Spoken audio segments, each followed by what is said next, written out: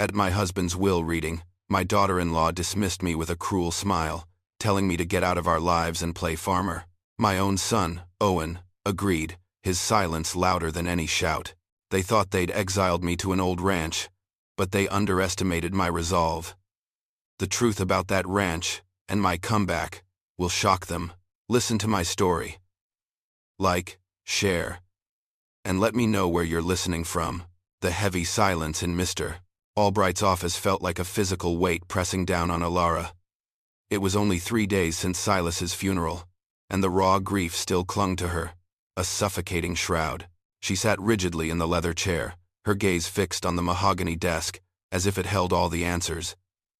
Her son, Owen, sat beside his wife, Serafina, across from Elara. The air crackled with unspoken tension, thick and uncomfortable. Mr. Albright, a man whose kind eyes usually offered solace, cleared his throat, adjusting his spectacles. We are here today for the reading of Silas Thorne's last will and testament. His voice, usually firm, seemed to soften as he glanced at Elara. He began to read. His words, a monotonous drone, that eventually pierced Elara's haze of sorrow. He detailed the distribution of various small personal effects, cherished trinkets, and modest bequests to distant relatives. Then, a distinct pause. To my beloved wife, Elara Thorne, Mr. Albright continued, his voice now clearer. I bequeath the Willow Creek Road Ranch, including all land, structures, and easements pertaining thereto. Elara's breath hitched. The Willow Creek Road Ranch. It was an old property, inherited by Silas from his eccentric uncle, located 40 miles outside of town, a place they had barely discussed, let alone visited in decades. Before Elara could even process this, a dramatic, exaggerated sigh ripped through the quiet office. It came from Serafina, her daughter-in-law, who rolled her eyes with theatrical disdain. The Willow Creek Road Ranch, Serafina scoffed, her voice dripping with condescension. That old dump? Honestly, Silas never did anything with it. What a waste. Elara felt a cold dread creep into her heart. Serafina leaned forward, a predatory glint in her eyes. Look, Elara, she began, her tone falsely sweet. It's an old, dilapidated place, full of dust and memories, I suppose. It's too much for you to handle alone. Why don't you just sell it? Get some money. Move in with us. You could be useful for once. Help with the house, maybe watch the kids. The last suggestion was delivered with a smirk, implying Elara's value was purely domestic and subservient. Elara's eyes instinctively darted to Owen, her son, her only child. He sat rigid, his jaw tight, his gaze fixed on a spot just beyond his wife's shoulder. He avoided Elara's eyes, a silent betrayal that pierced deeper than any of Serafina's barbs. It was the same familiar pattern. Serafina speaking, Owen silent, complicit. The pain was immense, a physical ache in her chest that rivaled the grief for Silas. Mr. Albright continued, his voice unwavering despite the palpable tension. The main residence, located on Elm Street, along with all investment accounts, liquid assets, and remaining personal property, shall be divided equally between Owen Thorne and Serafina Thorne. A triumphant smile played on Serafina's lips. This was what she had waited for. The vast majority of Silas's wealth, the comfortable life Elara had shared with him for 40 years, was now theirs. Serafina leaned back, a smug expression transforming her features. She looked at Elara, her eyes cold and dismissive. Well, there you have it, Elara, she said, her voice now devoid of any pretense of sweetness. It's settled. You've got your little ranch. Now, if you'll excuse us, we have a new house to move into.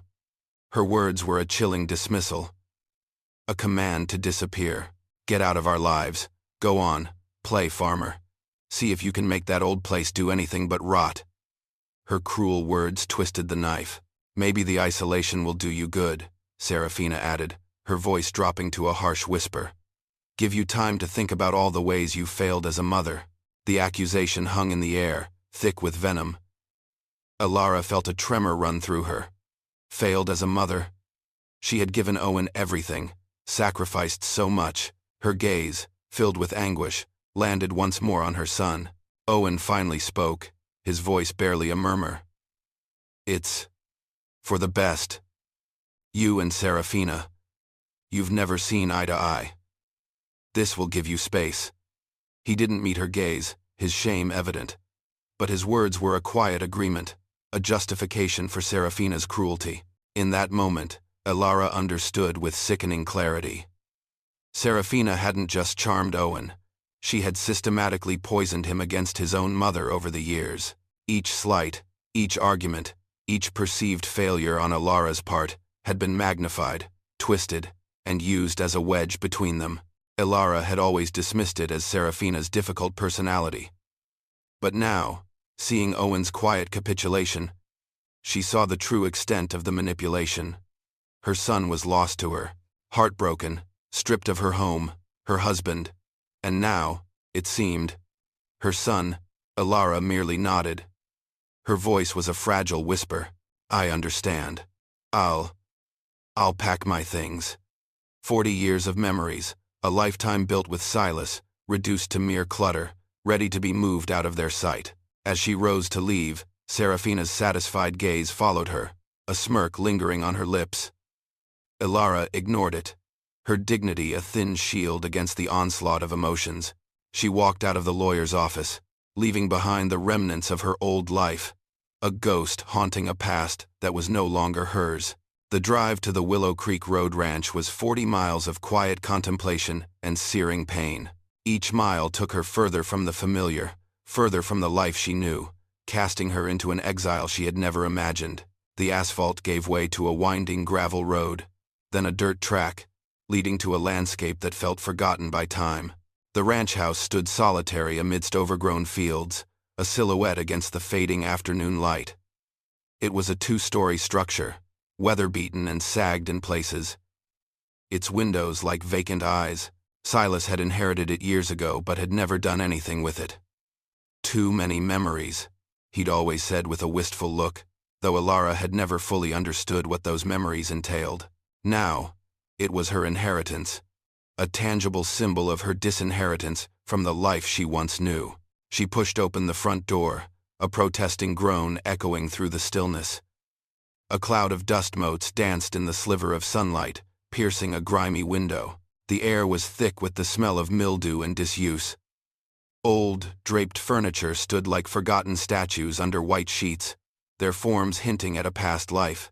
And there, in the quiet, musty confines of the forgotten house, Elara finally broke. The tears, held back through the funeral, the will reading, and the long, lonely drive, streamed down her face. She mourned Silas, her beloved husband, for the life they had shared, for the future they would never have.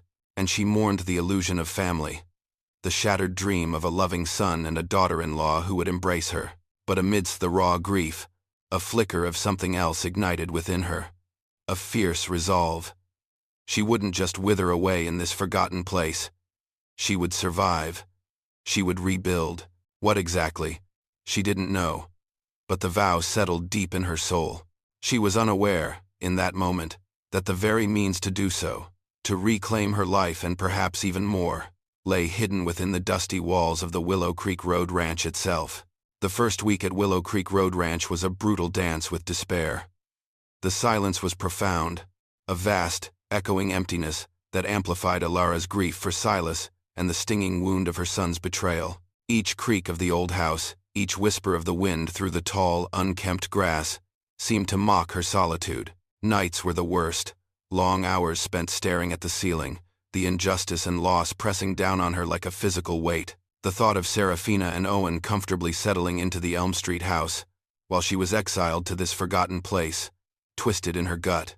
To combat the creeping desolation, Elara forced herself into action. She threw herself into cleaning with a fierce, almost desperate energy. It became a therapeutic escape, a way to reclaim some semblance of control amidst the chaos of her emotions. Dust motes, cobwebs, and layers of grime became her enemies, and each scrub of a floorboard, each wiped-down surface, felt like a small victory. The physical exertion was a welcome distraction, numbing the sharper edges of her loneliness and sorrow. She moved through the rooms methodically, starting with the least intimidating, gradually working her way through the larger spaces. One afternoon, she found herself in what she surmised was Silas's childhood bedroom. It was a small, Spartan room, surprisingly untouched by time, as if waiting for a boy who would never return. On a narrow, dusty shelf above a rickety bed, she discovered a carefully displayed collection of arrowheads. They were neatly arranged by size and type, a quiet testament to a boy's fascination with the land. A faint smile touched Elara's lips. It was a rare glimpse into a part of Silas's past he seldom spoke of. A brief moment of connection to the man she loved. The real intrigue began when she ventured into the study, a dimly lit room she instinctively knew belonged to Silas's uncle, Elias Thorne. This room was different. It wasn't just dusty. It felt heavy with untold stories. The air was thick with the scent of old paper and something metallic. Shelves overflowed not with fiction, but with a surprising array of geology books, mineralogy texts, and leather-bound tomes on local land surveys. Clustered on the desk and windowsills were various rock samples, some gleaming with specks of what looked like copper, others with a silvery sheen. It was a world Elara knew nothing about, revealing an entirely unknown aspect of Silas's family history. Elias Thorne, the quiet, reclusive Uncle Silas had rarely mentioned, clearly had a secret passion, a profound interest in the very ground beneath the ranch. Why had Silas never spoken of this? Days later, while meticulously scrubbing down the grimy kitchen, Elara stumbled upon a significant surprise. The old pantry, with its peeling paint and warped shelves, seemed to groan under her ministrations. As she wiped behind a particularly stubborn shelf, her hand brushed against a loose wooden board. Curious, she pried it open. Behind it, nestled in a hidden alcove, was a small, tarnished metal box. No bigger than a shoebox. Her heart gave a sudden lurch. With trembling hands, Elara lifted the box. It was surprisingly heavy. Inside, beneath a layer of yellowed tissue paper, she found a stack of old letters, tied with a faded ribbon.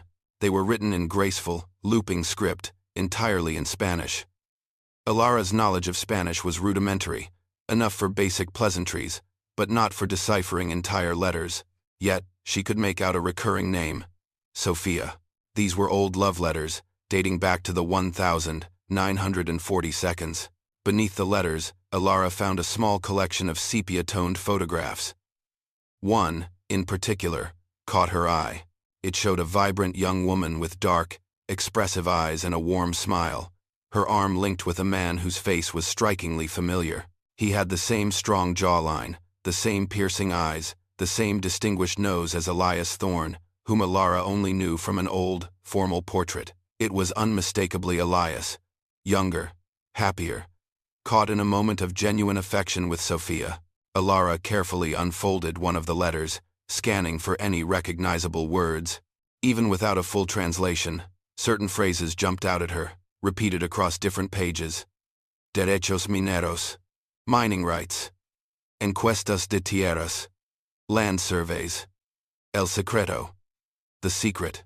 And most thrillingly, riqueza bajo la tierra, wealth beneath the earth. Her blood began to race. This wasn't just a hidden love story. It was a treasure map, a puzzle waiting to be solved. Overwhelmed by the implications, Elara knew she needed help. There was only one person in town old enough and connected enough to shed light on such a deeply buried family secret. Eleanor Vance, a woman in her late 80s, whose mind was as sharp as ever, and whose memory was a living archive of Willow Creek's history. The next day, Elara drove into town, the metal box clutched tightly in her lap. Eleanor, a kind woman with silver hair pulled into a neat bun, welcomed her with a warm smile and a cup of tea. As Elara haltingly explained her discoveries, laying out the letters and photographs, Eleanor's eyes widened. She picked up a photo of Sophia, her gaze softening. "Sophia," Eleanor whispered, a wistful smile touching her lips. "Oh, Elias, that old fool. He truly loved her." Eleanor confirmed Elara's suspicions. Elias Thorne, Silas's uncle, had been convinced for years that there was copper and silver on his property. He'd spent decades researching, digging, and filing numerous mining claims, much to the amusement and skepticism of the townsfolk. They all thought he was mad, Elara. Chasing ghosts. Then, Eleanor's voice dropped, laced with a hint of old scandal. He even married her, you know. Sophia. She was a beautiful woman, came from a migrant family working the orchards. It caused quite a stir back then. But Elias didn't care what people thought. He adored her. A shadow crossed Eleanor's face. Tragically, Sophia died in childbirth. The baby didn't make it either. Eleanor explained that after Sophia's death, Elias Thorne became a recluse, consumed by grief. He lost all interest in his mining pursuits, the land, everything, the house, the land, and all his forgotten claims were eventually passed on to Silas's father, Elias's older brother, and then to Silas himself. The wealth beneath the earth, the mining claims, the entire secret history, simply faded into oblivion, buried under layers of grief and changing priorities. Elara left Eleanor's house, her mind reeling. The metal box, once a symbol of mystery, now held the weight of a forgotten fortune. But one question nagged at her, louder than all the others. Why had Silas, her own husband, never mentioned any of this? Why had he kept such a potentially valuable secret from her? From his own family?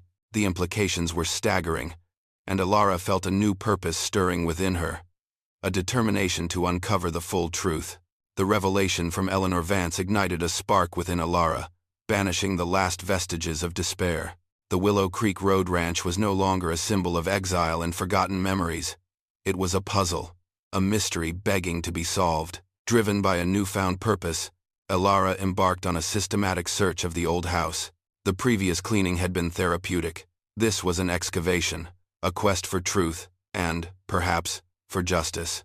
She started in Elias Thorne's study, the room that had first hinted at the secrets buried within the property.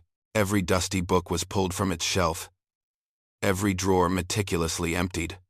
Her fingers, no longer trembling with grief but with anticipation, ran over the aged wood of Elias's heavy oak desk. In a deep, hidden compartment, she uncovered a treasure trove of documents.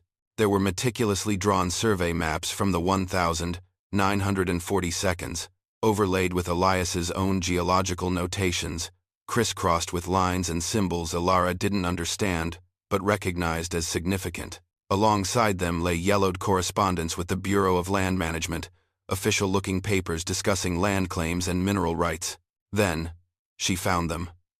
Copies of mineral rights applications, filed decades ago, diligently preserved, and, most importantly, a thick, bound folder, clearly labeled Assay Reports. With a racing heart, Elara opened it. Inside were detailed geological surveys and analyses, commissioned by Elias, all pointing to one undeniable conclusion. Substantial copper deposits lay beneath the entire property. The reports, written in dry scientific language, spoke of promising veins and significant mineralization. Elara's breath hitched. This wasn't just a speculation. It was a confirmed reality. A slow, dawning realization began to settle over Elara. Her exile to this old dump, as Serafina had so disdainfully called it, was no punishment. It was a golden ticket. An unexpected inheritance of immense potential. The thought brought a strange, bitter taste to her mouth, mingling with a surge of something akin to exhilaration. But the true game-changer, the revelation that sent a jolt of electricity through her entire being, came a few days later. She was in Elias's old bedroom, a room she'd initially overlooked, believing it to be devoid of anything but personal effects.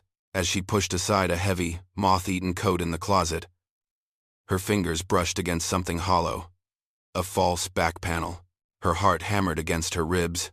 Behind it, nestled in the dusty darkness, was a single, slightly bulging manila envelope. Her hands were shaking as she pulled it out, almost reverently. Inside, Elara found not just more historical documents, but something far more current, far more shocking. These were updated geological assessments, some dating from the 1,970, others as recent as 5 years ago. They confirmed, with even greater precision and modern scientific backing, the existence of significant mineral deposits, not just copper, but hints of silver too. beneath the Willow Creek Road Ranch. Technical terms, once alien to Elara, now jumped out at her. Economically viable extraction. Estimated reserves in the tens of millions of tons. High-grade ore. The numbers, even to her untrained eye, were staggering. This wasn't just a small find, it was a massive, untapped fortune. Then she found the most damning evidence. Tucked within the reports were pages covered in Silas's distinctive handwriting. Calculations, intricate and detailed, filled the margins, scribbled phone numbers, names of mining consultants, and even veiled inquiries about market prices for copper and silver. It proved, beyond a shadow of a doubt, that Silas had been secretly researching this for years. Her husband, the man she had loved and trusted for 40 years, had known about this incredible wealth, and he had kept it entirely to himself. The ultimate blow came in the form of a formal letter, printed on expensive letterhead from a major international mining corporation. It was dated just 6 months before Silas's death. The letter was a clear, unambiguous offer. Millions of dollars, a substantial upfront payment, and generous royalties, to lease the mineral rights to the Willow Creek Road property. It explicitly stated their interest in commencing exploratory drilling and, if successful, full-scale mining operations. Silas had never responded to this offer. Elara sat down abruptly on the dusty floor, surrounded by papers detailing a wealth beyond her wildest imagination. The worthless ranch, the dilapidated dump Serafina had scoffed at, was in fact worth millions, perhaps even hundreds of millions. The irony was a bitter, exhilarating tang on her tongue. A profound shift occurred within Elara. The discarded wife, the heartbroken mother, the exiled woman. All these identities began to peel away. A sense of strength, dormant since Silas's death and Owen's betrayal, surged through her veins. It wasn't the strength of youth, but the hard-won resilience of a woman who had lost everything and found an unexpected, powerful, second chance. They had meant to cast her aside, to punish her. Instead, Owen and Serafina had inadvertently handed her the keys to a fortune.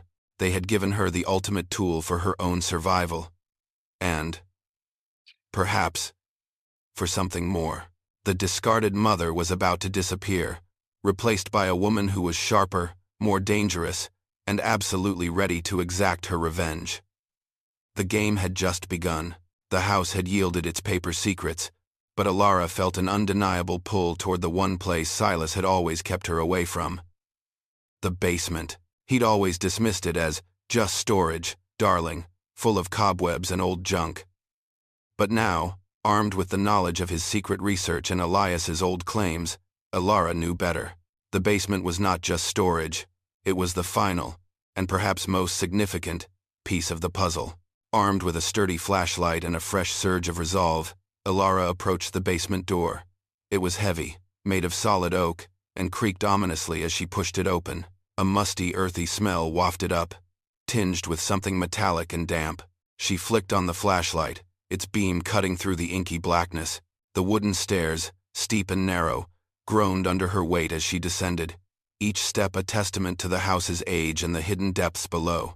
The flashlight beam slowly revealed ancient stone foundation walls, rough-hewn and solid. The basement was larger than the footprint of the house above, extending outwards, hinting at a purpose beyond simple storage. Dust lay thick on every surface, but beneath it, Elara could discern outlines and shapes that sparked her curiosity.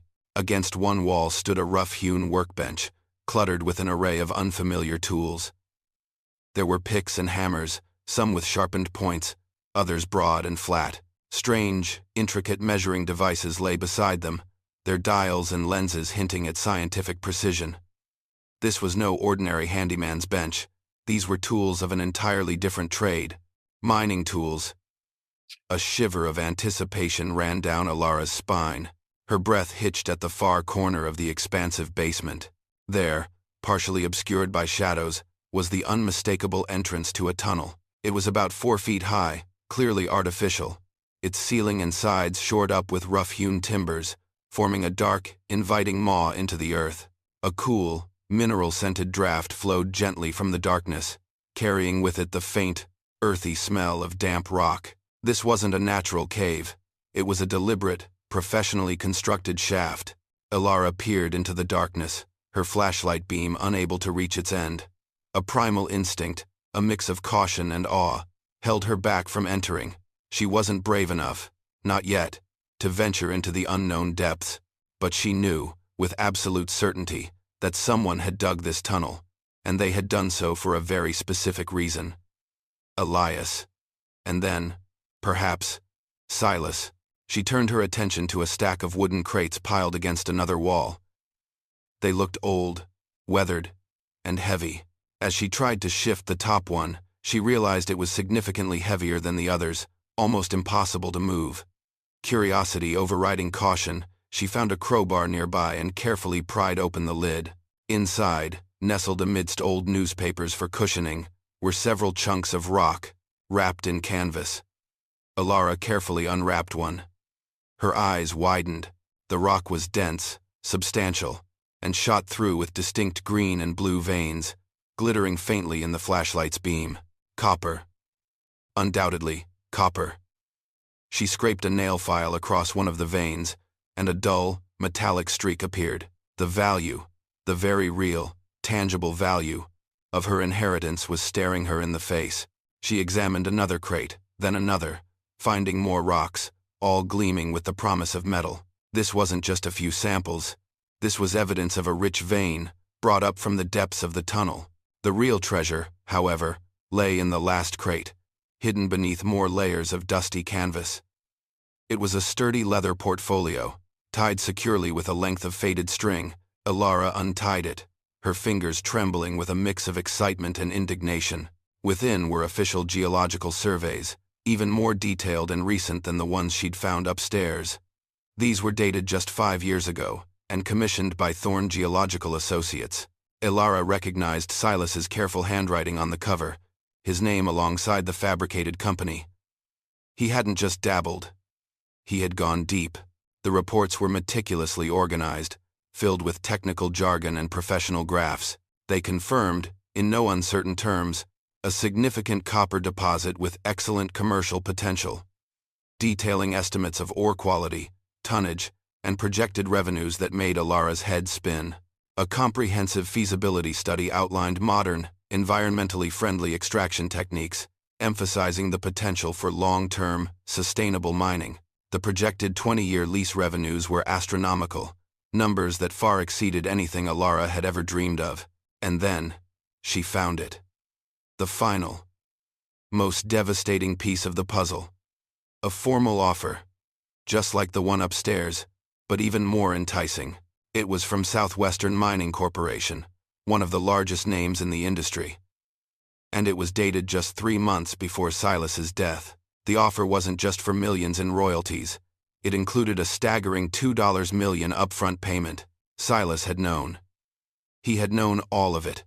He had known about the tunnel, the rocks, the millions, the specific offer from Southwestern Mining, and he had kept it all from her. Why? The question echoed in the cavernous basement, a chilling testament to the depth of his secret life. Elara sat there, the dust motes dancing in the flashlight's beam, surrounded by crates of copper ore and documents detailing unimaginable wealth. The air was thick with the smell of earth and metal, and the profound silence of a secret kept for too long. The worthless ranch wasn't just worth millions, it was a veritable gold mine, and Silas, her husband, had guarded this secret, perhaps even until his dying breath. The shock was immense, the betrayal searing. But through it all, a cold, hard resolve began to solidify within Elara. This was her inheritance, truly given to her. Even if inadvertently, the fortune Serafina and Owen had so casually dismissed was now hers. They thought they had banished a harmless old woman.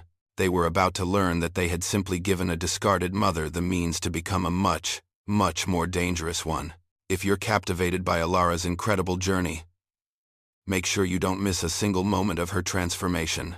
Please like this story, share it with anyone who needs a dose of unexpected triumph, and subscribe to follow every step of her remarkable comeback.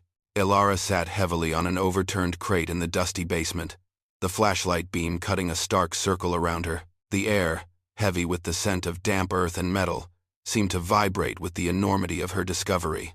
Her mind reeled, trying to process the evidence of Silas's secret life, the vast fortune he had kept hidden, and the depth of the deception. For years, she had worried about modest finances, carefully budgeting, and foregoing luxuries. All the while, they had been sitting on millions, a veritable treasure trove buried beneath their feet, known only to the man she had loved and trusted implicitly. The betrayal was a fresh wound, layered over the grief of his loss. Then, her gaze fell upon a small, folded piece of paper, tucked inside the leather portfolio. It was a handwritten note from Silas, dated only a few weeks before his death. Her heart pounded as she unfolded it, bracing herself for what she might find. Silas's familiar script blurred slightly through her rising emotions. Elara deserves better. Don't let that woman ruin everything. 1. Elara Dizard. Elara deserve. 1 Dizard. The words struck her with the force of a physical blow. That woman. Serafina. It clicked into place with horrifying clarity. Silas hadn't just been secretly researching the mine. He had been protecting it, protecting her. He had known Serafina's true character, her grasping nature, her cruel disdain for Elara. He had, in his final days, orchestrated this inheritance not just as a provision, but as a shield. The ranch wasn't just a gift of potential wealth. It was a sanctuary, a weapon. He had known, perhaps better than anyone, what Serafina was capable of, and he had deliberately kept this immense discovery from her greedy clutches. A bitter, but understanding, tear finally escaped Elara's eye. With a renewed sense of purpose, Elara ascended from the echoing depths of the basement. Her mind, once a chaotic swirl of grief and betrayal, was now racing with calculations, strategies, and a growing sense of vindication. Owen and Serafina had thought they were stripping her bare, exiling her to a forgotten dump. Instead, they had inadvertently handed her the keys to millions, a fortune waiting to be unlocked. She spread the documents across the scratched kitchen table, the feasibility studies, the assay reports, and the offers from Southwestern Mining Corporation. The desire to act immediately, to call the company and unleash her newfound power, was almost overwhelming, but a deeper, colder sense of caution, fueled by the bitter memories of Serafina's sneering cruelty and Owen's cowardly silence, held her back. Impulsivity was a luxury she could not afford. She had to be methodical, powerful, and precise. She remembered the barrage of Owen's voicemails she had ignored in the first few days, the self-pitying tones, the thinly veiled attempts to sound concerned, and Serafina's texts, a mixture of condescending advice and outright commands, all blocked. They expected her to come crawling back, broken and desperate, to beg for a place at their table. The thought hardened her resolve. No, she would not crawl. She would rise. Taking a deep, steadying breath, Elara picked up her phone. She located the number for Southwestern Mining Corporation from the latest offer letter. Her finger hovered over the dial button, then pressed it firmly. Her voice, when the receptionist answered, was steady, clear, and imbued with a newfound authority that surprised even herself. My name is Elara Thorne. I'm calling regarding the mineral rights for the Willow Creek Road property. A moment of silence, then a different voice came on the line, professional and distinctly interested. Miss Thorne?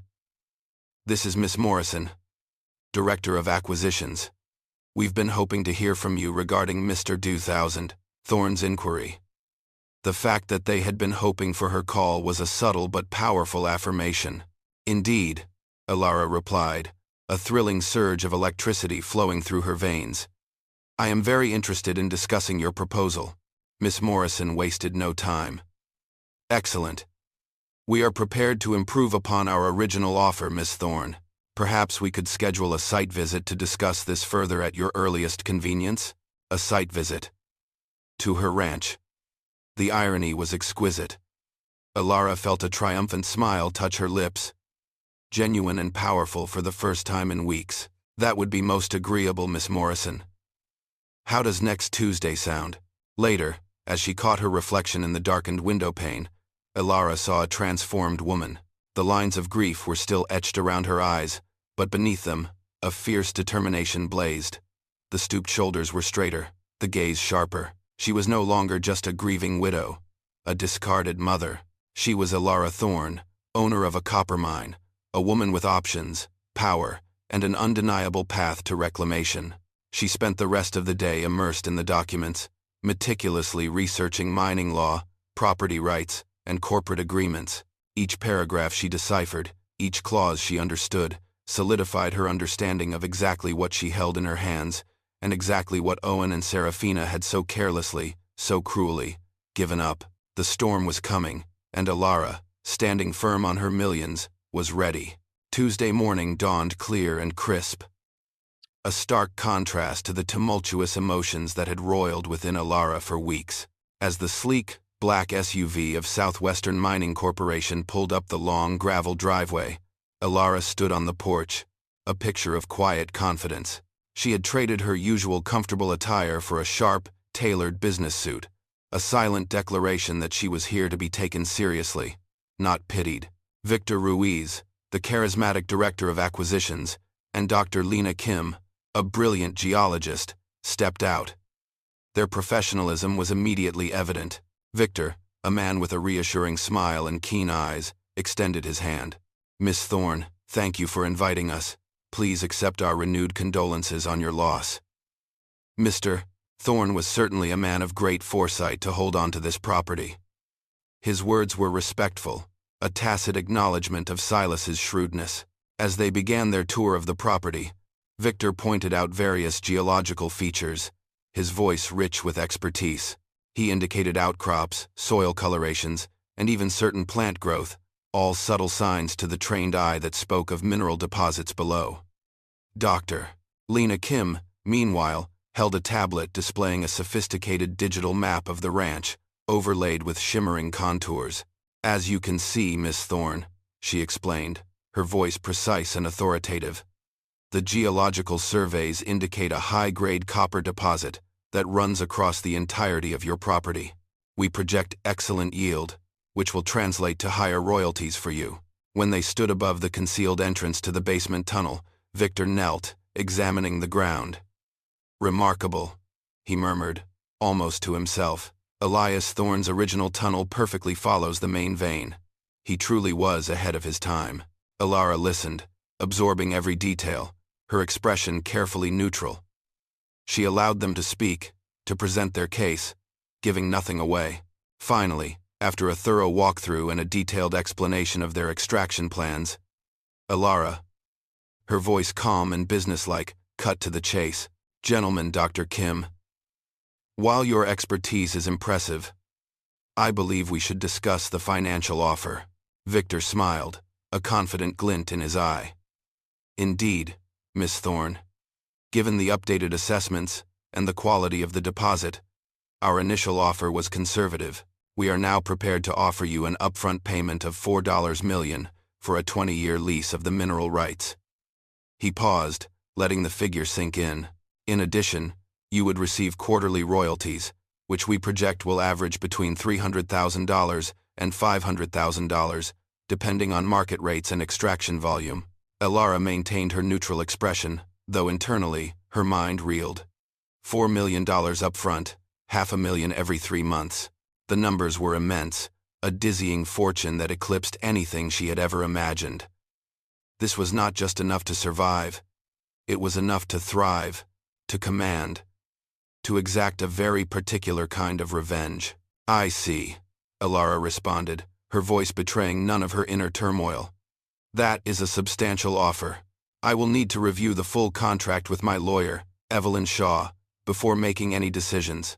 She pulled out a small notepad, jotting down the name of her old friend, a sharp and trustworthy attorney.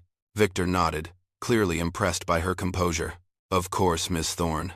We'll have a revised contract sent to your lawyer by the end of the day. One thing, if I may," he added, a hint of curiosity in his tone. "Mr. Thorne had these studies for years, and even our previous offer was quite generous. We were always curious why he never moved forward." "I can." Elara met his gaze, a faint, knowing smile playing on her lips. "Silas," she said, her voice soft but firm, was a man of patience. Perhaps he was simply waiting for the right time and the right circumstances. As Victor and Dr. Kim departed, leaving Elara alone with the immense implications of their offer, her phone buzzed. It was Owen. She hesitated, then answered, a cold certainty settling in her gut. Mother? It's Owen. How are you settling in? His voice sounded strained, uncertain, a stark contrast to the easy dismissal she'd received just weeks ago. I'm settling in just fine, Owen, Elara replied, her voice even. What can I do for you? He cleared his throat, a nervous habit she remembered from his childhood. Well, Serafina and I were talking. Things are a bit tighter than we expected with the new house. The property taxes are higher, and the kitchen really needs those renovations we planned. A familiar script, Elara thought, recognizing Serafina's hand in this conversation. We were wondering if you could help us out? Maybe with, say, $50,000? The request was delivered with a false casualness that grated on her nerves. Elara leaned against the kitchen counter, the memory of her own quiet struggles and Silas's secret millions swirling in her head. She thought of Silas, the partner he had been, even in his secrecy, protecting her. Then she thought of Owen, so easily swayed by Serafina, dismissing her so readily. $50,000, Owen, she repeated, letting the number hang in the air. Tell me, son, are you truly happy with Serafina? Is this the life you envisioned? His silence was damning. Elara continued, her voice laced with a controlled sadness. Do you remember the summer I spent building your treehouse, piece by piece, even though I was terrified of heights? Or the years I put my own dreams aside, just to make sure you had everything you needed? She paused, letting the memories sink in. I have sacrificed for you, Owen. I have loved you, and I will not be treated as a burden, or an ATM, by you or by Serafina. Not anymore. There was a long silence on the line after Elara's heartfelt words, a silence heavy with unspoken truths. Finally, Owen's voice returned, small and almost childlike. What do you want me to do, Mother? Serafina is my wife. The familiar excuse, the well-worn defense. Elara's voice hardened slightly. I want you to be the man I raised you to be, Owen. A man who knows the difference between love and control. A man who stands up for what's right, even when it's difficult. She paused, a new resolve coursing through her. I'm done, Owen. I'm done being treated this way. With that, she ended the call. In the quiet of the ranch house, Elara felt grounded, not lonely. The silence was no longer despairing. It was empowering. She reviewed the mining contract once more, noting the 2-week window for signing and receiving the upfront payment. It was a deadline she intended to meet. Catching her reflection in the glass of a framed photograph, she saw a woman who was no longer just a shadow of her former self. The lines of grief were still there, but beneath them, a powerful, option-filled woman was emerging, ready to make choices for herself, and only for herself. Her phone buzzed again, this time with a text from Nurse Miller, a gentle reminder about Silas's overdue medical bills. Elara glanced at it, then calmly deleted it. She would pay them, of course, but on her terms, not on theirs, and certainly not out of desperation. 2 days later, Elara sat across from Evelyn Shaw, her trusted lawyer. The signed contract spread between them. Evelyn, a woman of sharp wit and even sharper legal mind, leaned back in her chair, a knowing smile playing on her lips. Elara, this is an excellent deal. Truly, you've handled this perfectly. The affirmation from Evelyn, a woman whose judgment Elara implicitly trusted, solidified the shift within her. She was no longer just inheriting, she was succeeding. Returning home, Elara found her phone buzzing incessantly. 17 missed calls, all from Owen and Serafina. She allowed herself a small, grim smile. The chickens, it seemed, were coming home to roost. Just as she set her phone down, it rang again. Owen. This time, his voice was laced with a barely concealed panic. Mother, you won't believe it. We just got a notice from the county. Silas never properly transferred the mineral rights for the Elm Street property. They still belong to the ranch. His voice rose in a frantic crescendo. That means the mineral rights for our new house, our main residence. They're still yours. Elara leaned back against the counter, a wave of cold satisfaction washing over her. The ultimate irony. Yes, Owen, she said, her voice unnervingly calm. That's precisely what it means. You and Serafina own the house, the structure, the pretty lawn. But I own the valuable minerals beneath it. The copper, the silver, all of it. A stunned silence stretched between them. Then Owen's voice returned, laced with desperation. Mother, this is a disaster. The county says we have to resolve this immediately, or they'll freeze our accounts. We need legal help, and the costs are insane. Please, you have to help us. We're family. Elara allowed the silence to stretch, relishing the unexpected power. Family? She finally echoed, her voice soft, dangerously so. Is that what we are, Owen? Because the last time I checked, family doesn't cast out their widowed mother to an old dump with a cruel smile, telling her to get out of our lives and play farmer. Mother, don't be dramatic, Owen whined, dismissing her pain. Serafina was upset. It was grief-fueled. You know how she gets. Grief-fueled? Elara's voice hardened. Or merely revealing her true nature? A nature you readily enabled, Owen. You stood by in silence as she cut me down, as she told me to think about all the ways I failed as a mother. Do you remember that, Owen? Because I do, Owen stammered, his usual smooth facade crumbling. Mother, please. This isn't fair. We just need your help. You're our only option. Funny, Elara countered, a triumphant glint in her eyes. Because I just signed a very lucrative mining lease. A long-term agreement that will bring in millions. Open. The gasp on the other end of the line was audible, followed by Serafina's shrill, demanding voice in the background, muffled but clear. How much money? Owen, regaining a semblance of composure, tried a new tactic, a sickeningly manipulative tone. Mother, that's wonderful. Truly. This is a blessing. See? We were meant to be a family after all. We can merge the properties, live comfortably, share everything. You can move back home. Elara barked a short, bitter laugh. Move back home? To what, Owen? The apartment over the garage that Serafina so graciously suggested for me? And share everything? Who would be controlling that money, Owen? You and your wife? Who would be making the decisions? Because last I checked, I was useless and a burden. Her voice, now cold and sharp, cut through his pleasantries. No, Owen. I'm done being your safety net. I'm done being expendable. You and Serafina made your choices. Now, you'll live with the consequences. 6 months had passed, bringing with them not just the turning of seasons, but a profound transformation in Elara's life. She sat on the newly renovated porch of the Willow Creek Road ranch house, a steaming mug of tea warming her hands.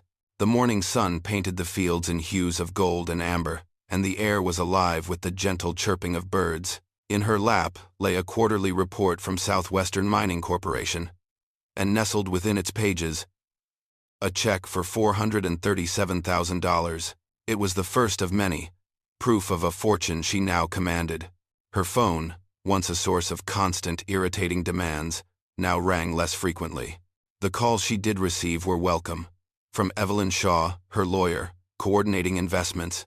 From Victor Ruiz, the director of acquisitions, discussing expansion. And from Dr. Lena Kim, providing updates on the incredible yield. These were calls of respect, partnership, and shared success. Owen's calls had transformed too. Gone were the desperate pleas and the thinly veiled manipulations.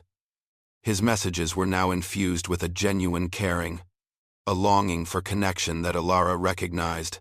He shared news of his daughters, Emma and Chloe, their school achievements, their latest antics. Elara, in turn, found herself answering about half of his calls, slowly, carefully, rebuilding a bridge that had been almost entirely destroyed.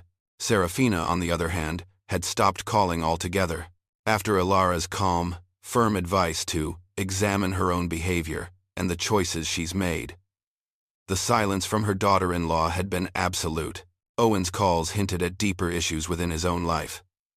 The financial stress, compounded by the unresolved mineral rights issue for their Elm Street home, had taken a heavy toll on his marriage to Serafina. He had even mentioned attending family therapy, alone, a small admission of self-awareness that Elara found cautiously encouraging. Meanwhile, the mining operation had exceeded all expectations. The copper deposit beneath the ranch was not only larger than initially projected, but of exceptional quality, making the Willow Creek Road property a significant asset for southwestern mining. Elara's foresight, or rather, Silas's, had proven invaluable. The ranch house itself was no longer a dusty mausoleum of forgotten memories. Elara had overseen its tasteful renovation, transforming it into a comfortable, inviting home that reflected her own evolving taste. But her investments weren't solely material. She had invested in herself.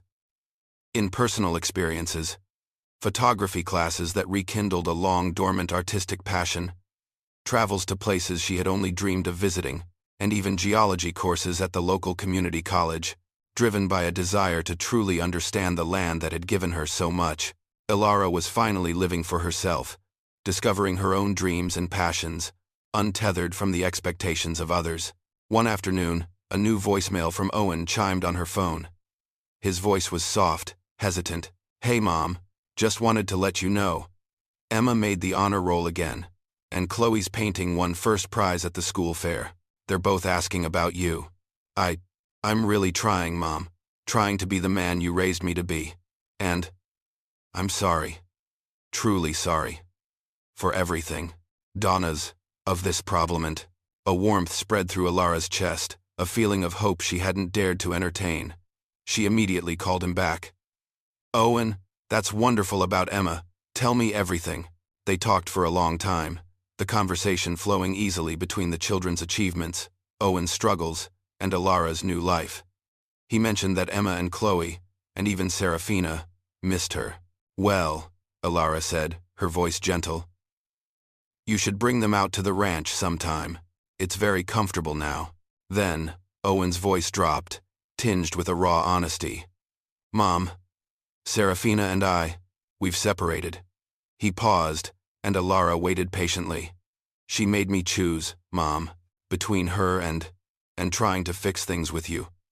And understanding what happened with the house. She said if I even thought about talking to a lawyer about her part in the mineral rights dispute, or if I tried to reconcile with you, that was it." He let out a weary sigh, and I realized, that kind of ultimatum, that's not love. That's not what you taught me love was.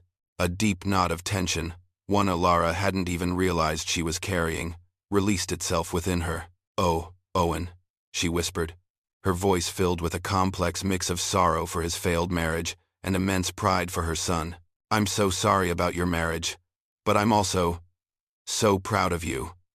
For prioritizing yourself and your children's needs. For choosing wisely. That's a viget." "Mom," Owen asked, his voice hesitant again. "Did you ever consider sharing the money with us?" Elara took a moment, considering her answer honestly. "Yes, Owen," she admitted softly. "I did. In my initial heartbreak, I thought about it. But then I realized, it would only enable you both to continue making the same mistakes, to avoid facing the consequences of your choices. Sometimes," she continued, gazing out at the vast, rich land, "the greatest act of love is allowing someone to learn on their own." Elara hung up, a profound sense of peace settling over her. The true treasure wasn't just the millions of dollars or the copper beneath her land. It was the reclamation of her own self-worth, the painful but vital lesson that love required respect, and the quiet power of empowering others to face their own consequences. Her phone buzzed again, this time a text from Dr. Lena Kim. It read, "To the woman who struck gold at 69, literally." Elara smiled, a genuine, radiant smile. This was indeed a new beginning.